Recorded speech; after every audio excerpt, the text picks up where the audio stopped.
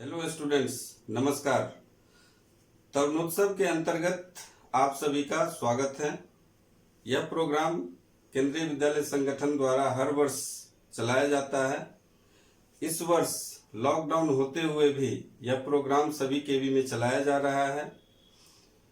यह प्रोग्राम उन बच्चों के लिए है जो 10th बोर्ड का एग्जाम दे चुके हैं। पहले क्या होता था कि 10th बोर्ड का एग्जाम जब खत्म हो जाता था तो बच्चे घर में बैठे रहते थे। वैसे तो इस बार सारा देश ही बैठा हुआ है, तो बच्चों का समय बर्बाद न हो, बच्चे समय का सही उपयोग कर सके, इसलिए प्रोग्राम लाया गया और चलाया जा रहा है। इस प्रोग्राम का मकसद है, उद्देश्य है कि बच्चे में रचनात्मक कौशल का विकास हो और वे समय का सही सदुपयोग करें और आने वाले 11th या 12th के लिए सही सब्जेक्ट का चुनाव कर सकें। बच्चे, हर किसी का अपना इंटरेस्ट होता है।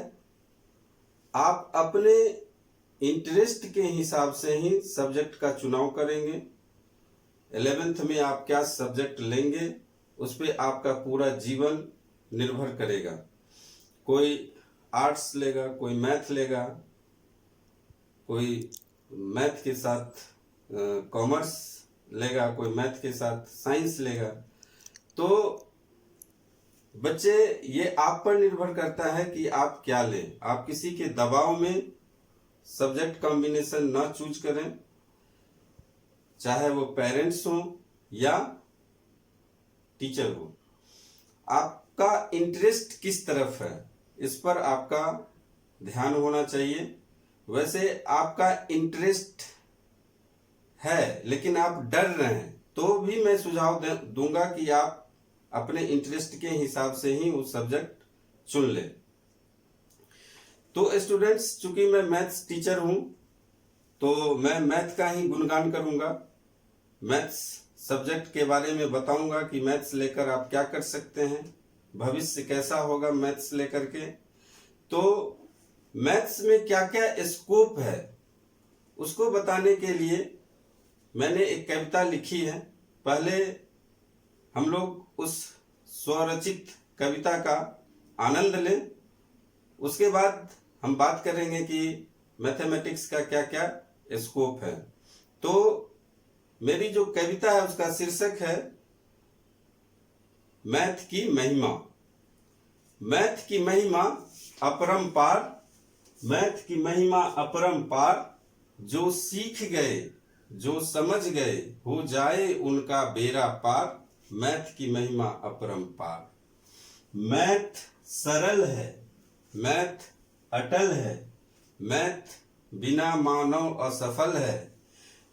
यह तो है जीवन संचार, मैथ की महिमा अपरंपार। मैथ जोड़ है, मैथ बेजोड़ है, मैथ बिना संतुलन कमजोर है। यह है सोचने का तार्किक विचार, मैथ की महिमा अपरंपार। मैथ मान है, मैथ सम्मान है, मैथ है तो दुनिया जहान है, इससे होता है व्यापार, मैथ की महिमा अपरंपार। मैथ चर है, मैथ अचर है, मैथ बिना जीवन लचर है, जो सीख न पाए हो जाए लाचार, मैथ की महिमा अपरंपार। मैथ कला है, मैथ विज्ञान है, मैथ ही से तो सारा ज्ञान है। यह है सब विषयों का आधार, मैथ की महिमा अपरंपार। मैथ खेल है, मैथ योग है, मैथ बिना अधूरा प्रयोग है, इससे चलता है संसार, मैथ की महिमा अपरंपार। बीच में बच्चे एक छूट गया था, मैथ चलंत है, मैथ अनंत है, मैथ से ही ब्रह्मांड जीवंत है, यह बतलाता ब्रह्मांड का विस्तार, मैथ की महिमा अपरंपार। तो बच्चों, इस कविता से संबंधित मैं 2-3 बातें आपको कहना चाहूंगा। पहली बात तो ये कि चूंकि मैं मैथ्स टीचर हूं इसलिए मैथ की महिमा ही गाऊंगा। इसका मतलब ये कतई नहीं है कि दूसरे सब्जेक्ट कम है या कमतर है।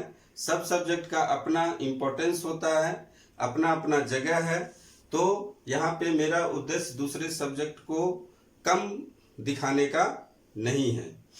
और दूसरी बात यह है कि यहाँ पे आप शब्दों पे ना जाएं, आप भावों पे जाएं। और यदि किसी को किन्हीं को लगा कि मैं दूसरे सब्जेक्ट को कम आंक रहा हूं तो वे अन्यथा इसे न लें। तो बच्चों, हम स्कोप ऑफ मैथमेटिक्स की बात करते हैं तो इस कविता में सारी चीजें आ गई हैं। यहाँ पे आप देख सकते हैं कि मैथ सरल है, मैथ अटल है, मैथ बिना मानव असफल है, यह तो है जीवन संचार। ये संचार है, जीवन का संचार है। आजकल जो भी संचार माध्यम है मैथ्स के बिना संभव नहीं है।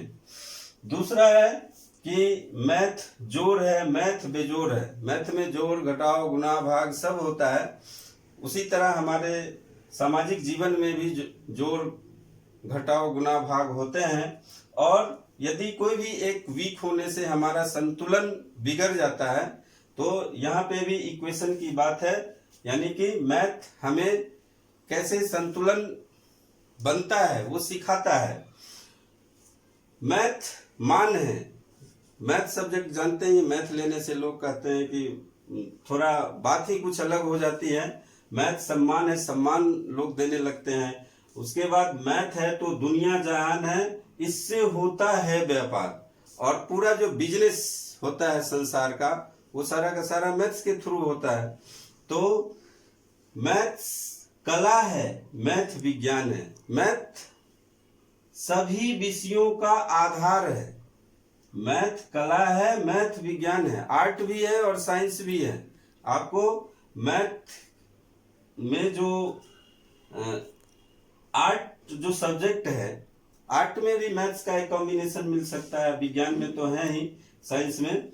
या आप ड्राइंग पेंटिंग करते हैं वहां पे भी मैथ्स है। जैसे किस रेशियो प्रोपोर्शन आपको जानना पड़ेगा यदि ड्राइंग पेंटिंग आप करना चाहते हैं तो। मैथ चर है, मैथ अचर है। चर मतलब वेरिएबल, अचर मतलब कांस्टेंट। तो चर अचर की तो बहुत बातें होती है मैथ में, वेरिएबल और कांस्टेंट की बातें होती रहती है। तो और इसके बिना जीवन लचर है। मैथ खेल है, खेल में भी मैथ है। जैसे ग्राउंड है किसी खेल का, प्ले ग्राउंड, वो कितना लंबाई चौड़ाई होना चाहिए, कितना एरिया होना चाहिए। क्रिकेट में तो सारा का सारा मैथ ही है। कितना ग्राम का बॉल होना चाहिए, कितने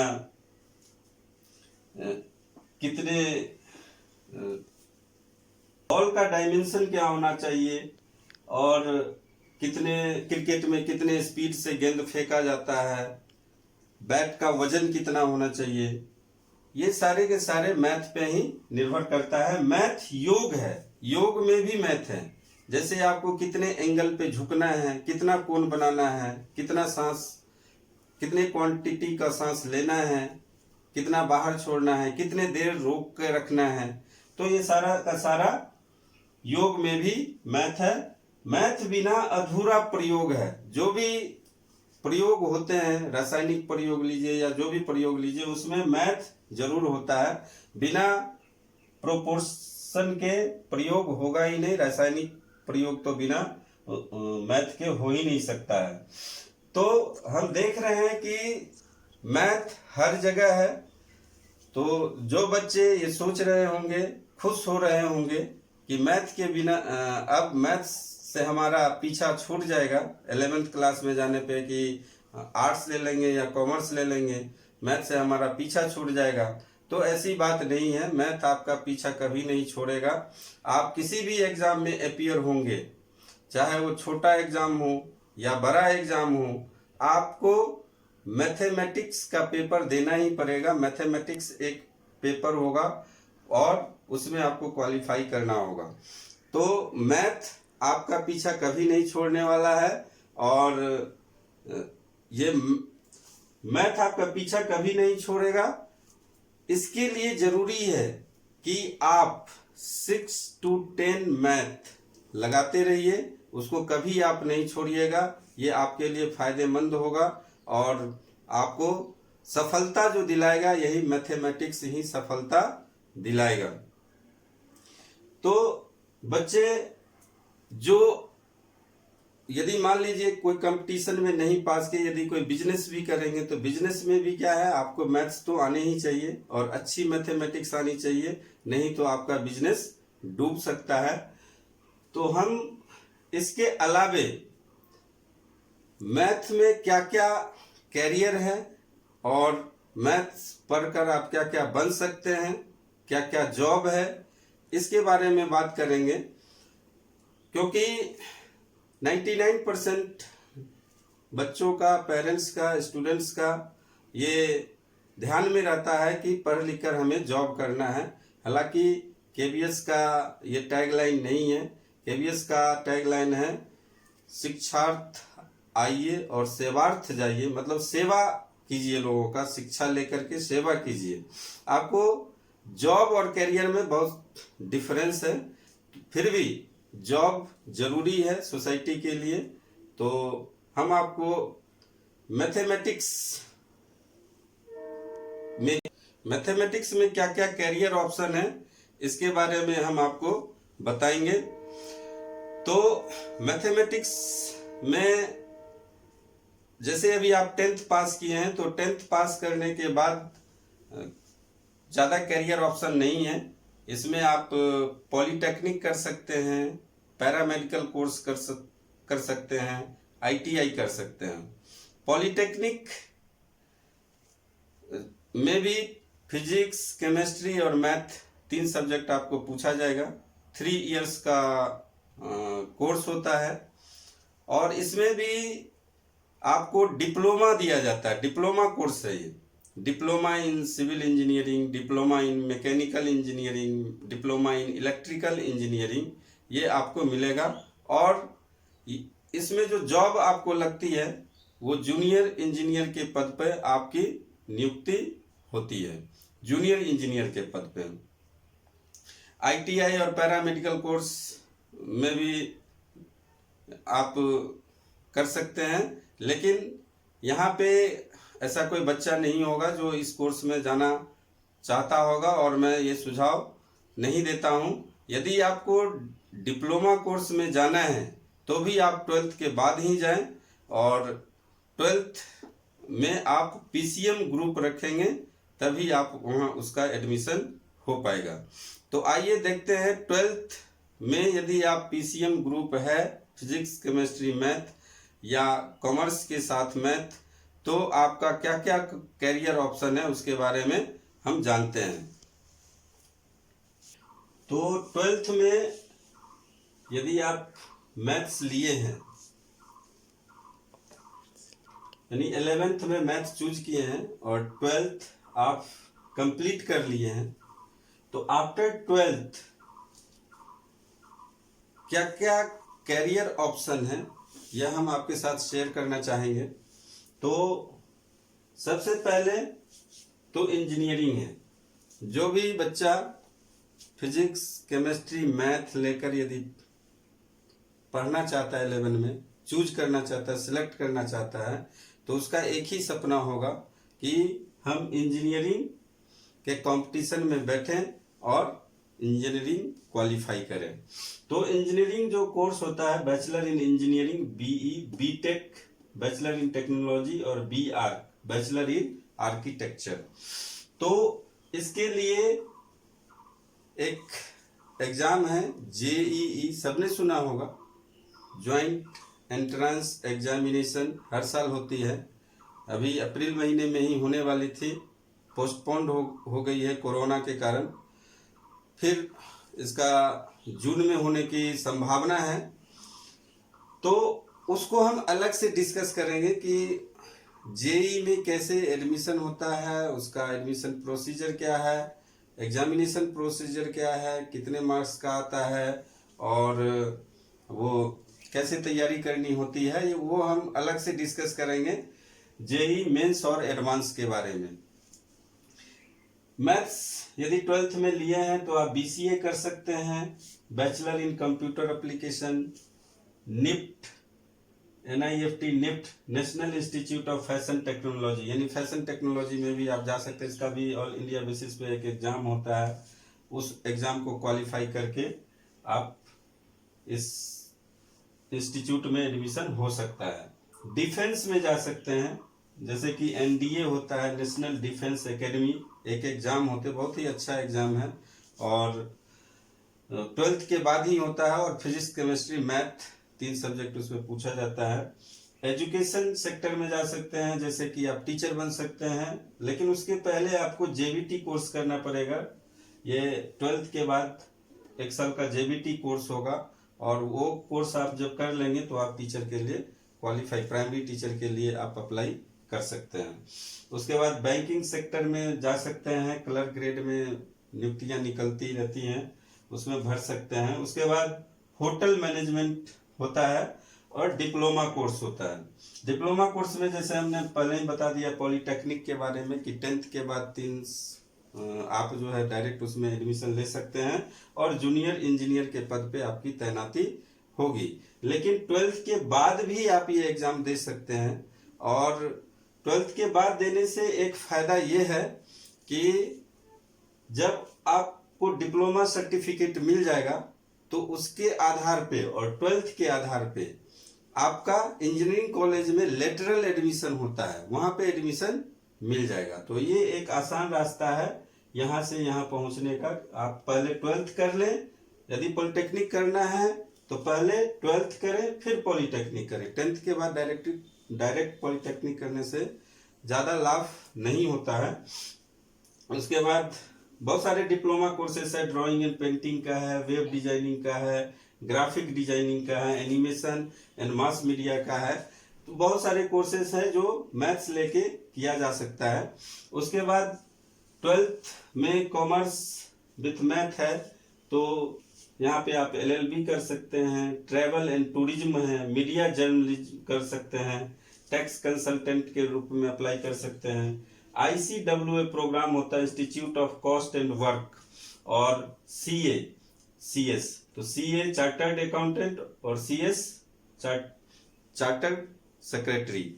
तो ये कॉमर्स CA और CS तो ग्रेजुएशन के बाद होगा, लेकिन जब आप 12 में कॉमर्स लेंगे तभी आप CA और CS के एग्जाम के बारे में सोच सकेंगे। तो अब हम आपको बताएंगे कि यदि PCM ग्रुप है तो इंजीनियरिंग में कैसे एडमिशन होता है और क्या क्या एग्जाम होता है इंजीनियरिंग का, उसके बारे में बताएंगे। तो स्टूडेंट्स, हम ज्वाइंट एंट्रेंस एग्जामिनेशन के बारे में आइए जानते हैं क्या होता है। ज्वाइंट एंट्रेंस एग्जामिनेशन, जिसको हम लोग शॉर्ट में JEE भी बोलते हैं, इसमें 2 एग्जाम होता है, JEE Mains and JEE advance. तो JEE मेंस जो होता है, अभी तक 2018 तक CBSE कंडक्ट कराती थी, जो 10th और 12th का बोर्ड कंडक्ट कराती है, लेकिन अभी 2019 में NTA नेशनल टेस्टिंग एजेंसी की शुरुआत हुई है और वो JEE मेंस का एग्जाम लेती है, कंडक्ट कराती है। तो JEE मेंस के लिए आपका एलिजिबिलिटी क्या होना चाहिए? तो पहला है कि 12th पास होना चाहिए। 12th में आपको मिनिमम 75% मार्क्स होने चाहिए या टॉप 20 परसेंटाइल इन 12th क्लास होना चाहिए। टॉप 20 परसेंटाइल, अलग अलग बोर्ड के केस में ये एप्लीकेबल होगा। मिनिमम 75% मार्क्स PCM ग्रुप में होना आवश्यक है। इसके थ्रू जो कोर्सेस हैं, कौन कौन सा कोर्स आप कर सकते हैं? BE या BTech, BArch भी कर सकते हैं, बैचलर इन आर्किटेक्चर। तो BE और BTech के लिए आपका फिजिक्स और मैथमेटिक्स, BE और BTech के लिए फिजिक्स और मैथमेटिक्स कंपलसरी है, और इसमें से कोई भी एक सब्जेक्ट आप केमिस्ट्री, बायोलॉजी या बायोटेक या कोई भी वोकेशनल कोर्सेज से एक सब्जेक्ट आप चूज कर सकते हैं। इस एग्जाम में 2 पेपर होता है, paper 1, paper 2। Paper 1 BE BTech वालों के लिए है और पेपर 2 बी आर्क या बैचलर इन प्लानिंग के लिए है। तो पेपर 1 में एमसीक्यू क्वेश्चन होंगे और टोटल 300 मार्क्स, यानी कि 100 फिजिक्स, केमिस्ट्री, मैथ 100 का होगा, यानी कि टोटल 300 मार्क्स का होगा। 3 आवर्स का एग्जाम होगा। एग्जाम ड्यूरेशन 3 आवर्स का होगा। 30 एमसीक्यू क्वेश्चन पूछा जाता था ईच पेपर में पिछले साल तक। इस बार थोड़ा चेंजिंग है, न्यू चीज आया है कि 20+5 पैटर्न पे होगा। 20 का मतलब है 20 एमसीक्यू क्वेश्चन होगा और 5 न्यूमेरिकल टाइप क्वेश्चन होंगे। तो 20+5 25 होगा और फिर यदि 4 मार्क्स का है तो 100 हो गया और 3 सब्जेक्ट है तो 300 हो जाएगा। तो ये जेईई मेंस के लिए उसका पैटर्न है उस एग्जाम का। उसके बाद जब आप जेईई मेंस क्वालिफाई कर जाएंगे तो ही आप जेईई एडवांस दे सकते हैं। और यदि आप जेईई मेंस क्वालिफाई कर गए हैं तो एनआईटी, किसी आईआईटी में और गवर्नमेंट फंडेड टेक्नोलॉजी इंस्टीट्यूट में आपका एडमिशन हो सकता है। सारे एनआईटी जो है हर एक स्टेट में होता है एनआईटी कॉलेजेस, उसमें एडमिशन आपका रैंकिंग के आधार पे होगा।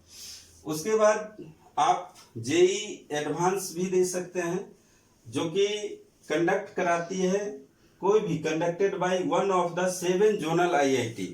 मतलब आप जानते हैं कि 7 जोनल आईआईटी है, जैसे रुड़की है, ये यदि आपका जेईई एडवांस क्लियर हो जाता है तो आपको 7 आईआईटी में एडमिशन मिलता है।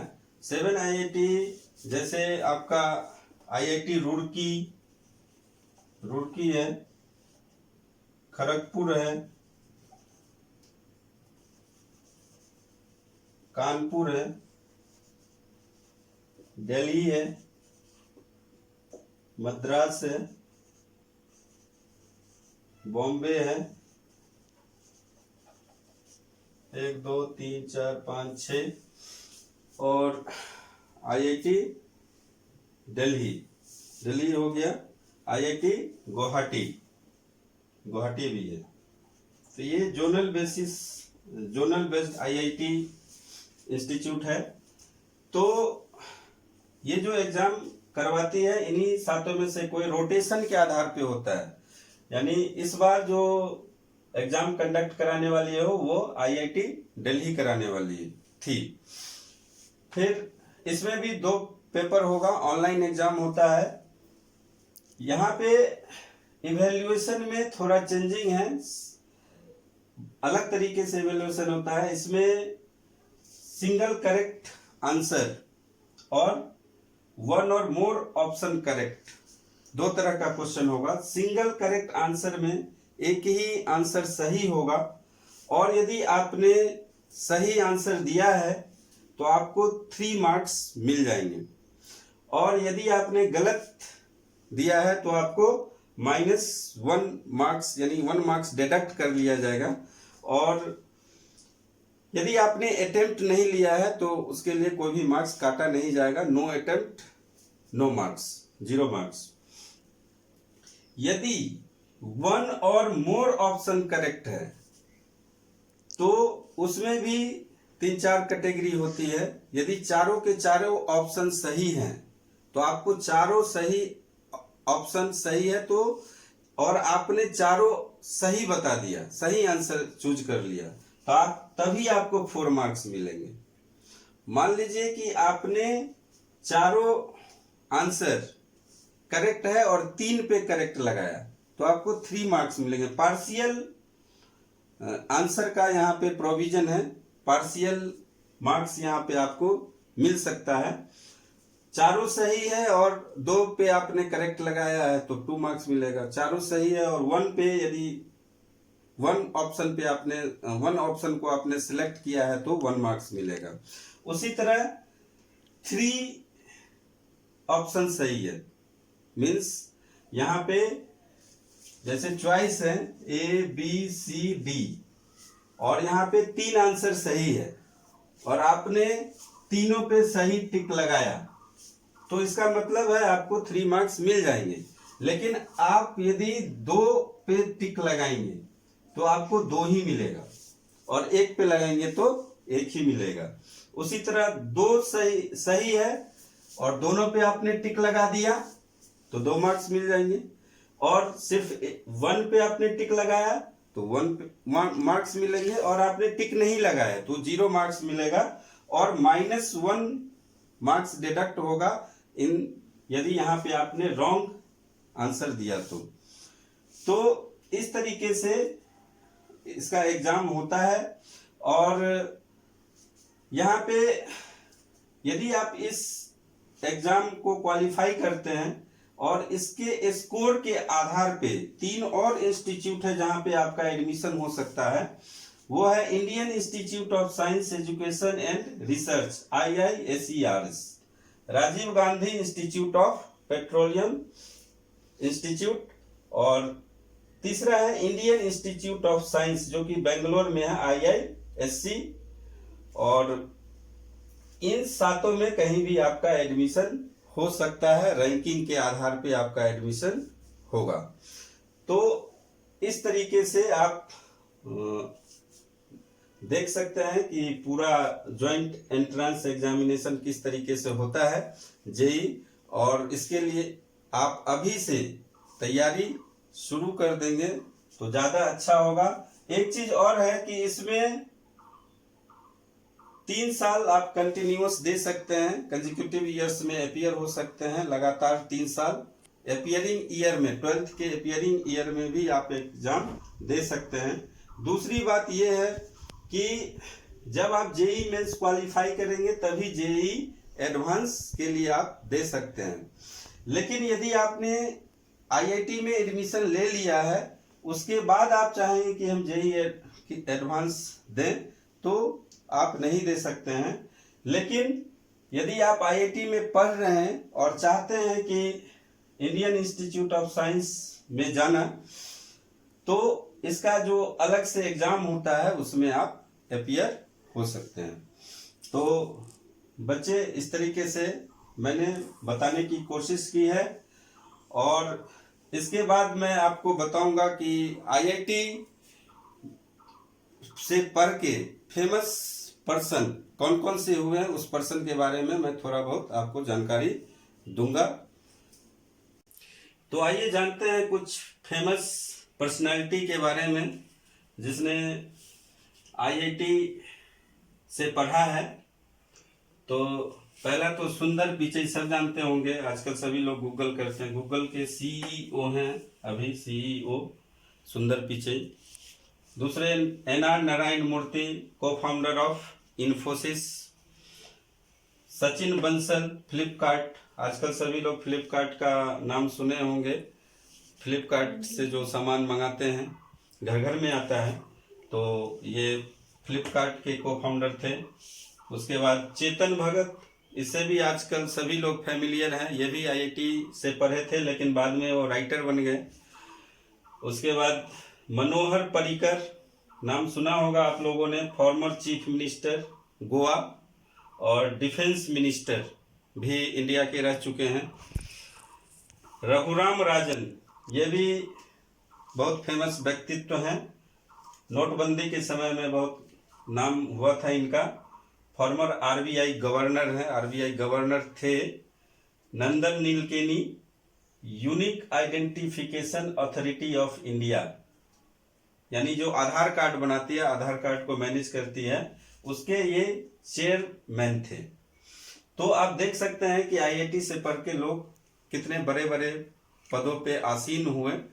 तो इसलिए हर स्टूडेंट का सपना होता है जो PCM ग्रुप लिए हैं, तो उनका सपना होना चाहिए कि हम IIT पास करें, जेई पास करें और फिर अपने देश का, अपने परिवार का, अपने स्कूल का नाम रोशन करें।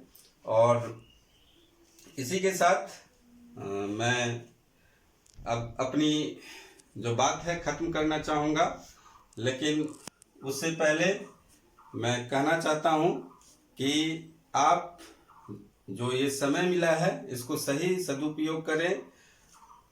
पढ़ाई शुरू कर देनी चाहिए। 11 का जो भी आपको बुक्स वगैरह मिलती है तो आप उसे लेकर के और प्रैक्टिस करना शुरू कर दें, तभी आपको सफलता हासिल होगी। जय हिंद, जय भारत। घर में रहे, सुरक्षित रहे। धन्यवाद।